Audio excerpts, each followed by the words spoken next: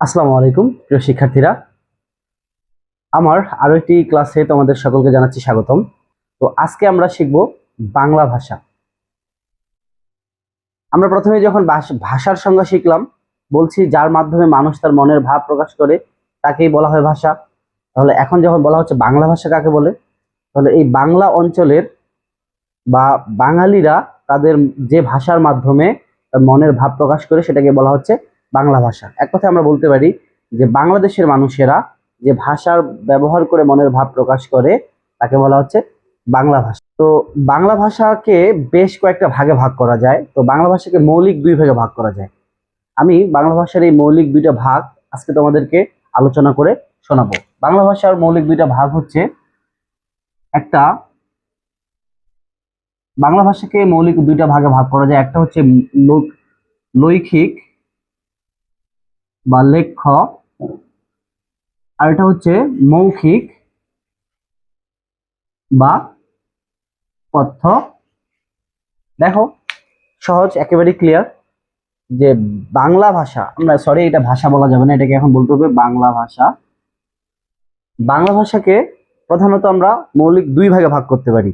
একটা হচ্ছে লৈখিক বা লেখ্য ভাষা, আর একটা হচ্ছে মৌখিক বা কথ্য ভাষা।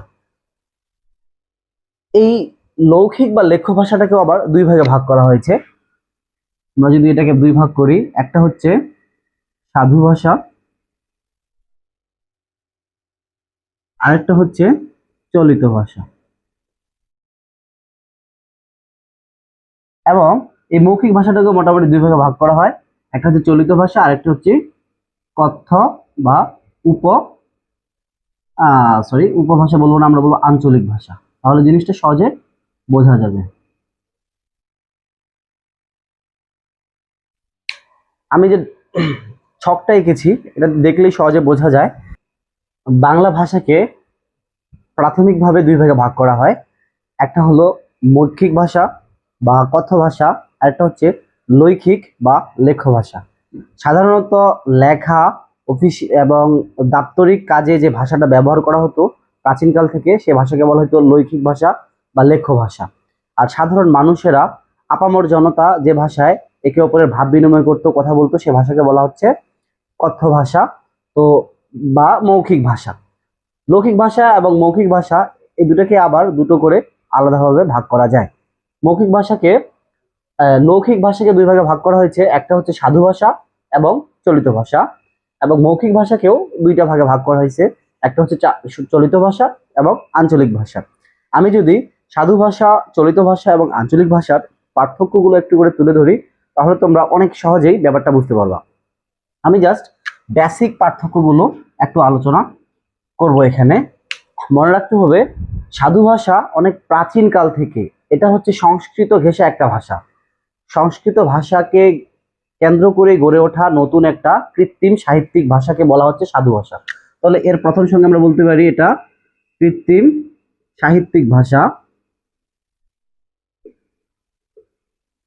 তারপর চলিত ভাষা হচ্ছে একেবারে আপামর জনতা ব্যবহারের যে ভাষাটা ছিল, সেটা সাধারণ মানুষ নিজ নিজ ভাষায় যে কথা বলতো সেই ভাষা। চলিত ভাষার কে লেখাও যাইতো এবং মানুষরা মুখে মুখে ব্যবহারও করত। এবং আঞ্চলিক ভাষা বলা হচ্ছে বিভিন্ন ছোট ছোট অঞ্চল, যেমন হচ্ছে ঝাড়খণ্ডী, রাঢ়ী, বঙ্গী, বরেন্দ্রী, এভাবে বিভিন্ন ছোট ছোট অঞ্চলের আঞ্চলিক ভাষাগুলোকে বলা হয়। অঞ্চল ভিত্তিক বিশেষণ দিয়ে আঞ্চলিক ভাষা বলা হয়। এটাকে আবার উপভাষাও বলা হয়,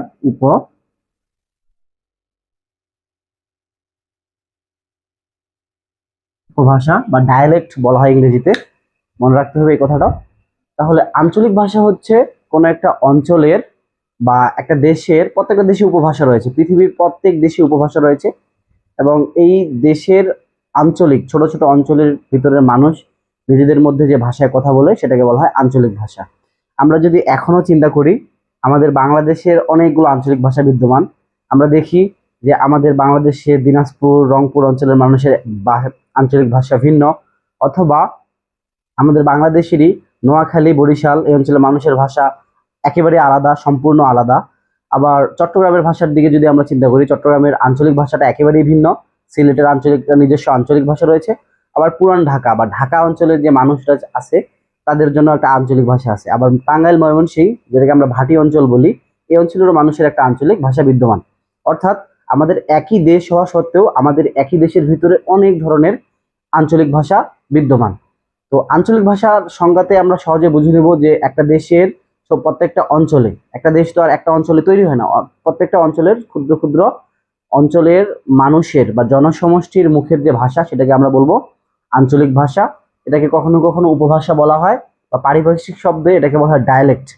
মনে রাখতে হবে চলিত ভাষা হচ্ছে লৈখিক এবং মৌখিক দুইভাবেই প্রকাশ করা যায়। যদি আমরা চিন্তা করি যে প্রাচীনকাল থেকে বাংলাদেশের সাহিত্যিকেরা যে ভাষায় সাহিত্য রচনা করতো সেটা হচ্ছে সাধু ভাষা, একেবারে প্রাচীনকাল থেকে। আর সাধু ভাষা নামটা শুনেও মনে হচ্ছে যে সাধুজন বা পণ্ডিত ব্যক্তি এবং সমাজের উচ্চ শ্রেণীর ব্রাহ্মণ বা রাজ দরবারীয় বিভিন্ন ধরনের ভাষায় সাধু ভাষা ব্যবহৃত হইতো। তো এটা সাধারণ মানুষের কথোপকথনে সাধু ভাষা ব্যবহৃত হতো না। সাধু ভাষা শুধুমাত্র একটা কৃত্রিম সাহিত্যিক ভাষা, যেটা সাহিত্য রচনার ক্ষেত্রে খুব বেশি পরিমাণে প্রচলিত ছিল। আর এই সাধু ভাষাটা মূলত এসেছে সংস্কৃত ঘেঁষা বা সংস্কৃতের কোল ঘেঁষা একটা ভাষা হিসেবে। এবং সাধু ভাষাতে সবচেয়ে বেশি সাধু এবং চলিত ভাষার মধ্যে আমরা যেটা পার্থক্য লক্ষ্য করি সেটা হচ্ছে ক্রিয়াপদ এবং সর্বনাম পদে। পার্থক্যটা আমার মনে রাখতে হবে, ক্রিয়াপদ এবং সর্বনাম পদ। যেমন আমরা চলিত ভাষায় সাধু ভাষায় বলবো তাহারা, এটা একটা সর্বনাম পদ। আবার চলিত ভাষায় সেটা হয়ে যাবে তারা, তাদের। চলিত ভাষায় যদি বলি তাদের, সাধু ভাষায় সেটা হয়ে যাবে তাহাদের। ঠিক আছে, তাহলে এই যে এক ধরনের পার্থক্য আমরা লক্ষ্য করতেছি, এটাকে আমরা বলি সর্বনাম। আবার যদি আমরা ক্রিয়ার ক্ষেত্রে চিন্তা করি তাহলে হচ্ছে করিবেন, আবার সেটা চলিতে এসে হয়ে যাবে করবেন। করিবেন, করবেন, করিবেন, করবেন বা করবে। ঠিক আছে, অনেক সহজেই। তো মূলত যে ব্যাপারটা হচ্ছে সাধু ভাষা একটা অপরিবর্তনশীল ভাষা এবং এটা হচ্ছে কৃত্রিম সাহিত্যিক ভাষা, কিন্তু চলিত ভাষা হচ্ছে একটা পরিবর্তনশীল ভাষা। চলিত ভাষা সবসময় সময়ের সাথে সাথে সে নিজেকে কনভার্ট করতেছে, পরিবর্তিত হচ্ছে। আর চলিত ভাষার হিস্ট্রি যদি আমরা বুঝতে চাই তাহলে আমাদেরকে প্রমথ চৌধুরী সম্পর্কে জানতে হবে। বাংলা সাহিত্যের ঊনবিংশ শতাব্দীর একেবারে দ্বিতীয়ার্ধে, ঊনবিংশ শতাব্দীর দ্বিতীয়ার্ধে প্রমথ চৌধুরী সর্বপ্রথম তার সবুজপত্র পত্রিকায়, এটা সবুজপত্র পত্রিকা মূলত প্রমথ চৌধুরীর নিজের সম্পাদকীয় একটা পত্রিকা, তিনি নিজেই এই পত্রিকা সম্পাদনা করেছেন। এবং প্রমথ চৌধুরী সম্পাদিত সবুজপত্র পত্রিকার মাধ্যমে তিনি মূলত বাংলাদেশের রাঢ় অঞ্চল অর্থাৎ পশ্চিমবঙ্গের কলকাতা বা বাংলাদেশের যশোর, এই অঞ্চলের মানুষের আঞ্চলিক ভাষাটাকে সবচেয়ে বেশি প্রমোট করেছেন। এবং এই আঞ্চলিক ভাষাটাই এখন বাংলাদেশের প্রমিত বা স্ট্যান্ডার্ড ভাষা হিসেবে আমরা, অতএব আমরা বলতে পারি চলিত ভাষাকে বলা হয় প্রমিত ভাষা। এটা সহজে মনে রাখা যায়। প্রমিত ভাষা কেন বলা হচ্ছে? চলিত ভাষাকে একবিংশ শতাব্দীতে এসে এখন বলা হচ্ছে, অর্থাৎ 21শ শতাব্দীতে এসে চলিত ভাষাকে বলা হচ্ছে প্রমিত ভাষা। অর্থাৎ এটা হচ্ছে সকলের জন্য প্রযোজ্য এখন বর্তমানে, বা বাংলাদেশের স্ট্যান্ডার্ড ভাষা। তাহলে একটা জিনিস মনে রাখতে হবে, যদি কখনো প্রশ্ন হয় যে কোন অঞ্চলের আঞ্চলিক ভাষাকে বাংলাদেশের স্ট্যান্ডার্ড বা আদর্শ ভাষা হিসেবে বিবেচনা করা হয়, তখন আমরা অ্যান্সারে করতে পারি যে সেটা যশোর অঞ্চলের ভাষা, অথবা যশোর যদি না থাকে তাহলে কলকাতা বা পশ্চিমবঙ্গের কলকাতা এসে আমরা চিহ্নিত করতে পারি। অর্থাৎ রাঢ় অঞ্চলের কলকাতা আর যশোর এই অঞ্চল কিন্তু একই। আমরা যদি সীমানা চিহ্নিত করি তাহলে যশোর পার হলেই ওইদিকে কলকাতা। তো এই অঞ্চলের মানুষের যে আঞ্চলিক ভাষা বা মৌখিক ভাষা, মুখে মুখে যারা যেটা ব্যবহার করতো, ওই ভাষাটাকেই এখন বাংলাদেশের আদর্শ ভাষা হিসেবে বিবেচনা করা হয়। অর্থাৎ এই যে আমি এতক্ষণ ধরে কথা বলতেছি, আমার ক্লাসে যে কথাগুলো বলতেছি, এই সমস্ত কথাগুলোই কিন্তু চলিত ভাষা হিসেবেই বিবেচিত হবে। এবং তাহলে এইটা কোন অঞ্চলের ভাষা আমি বলতেছি?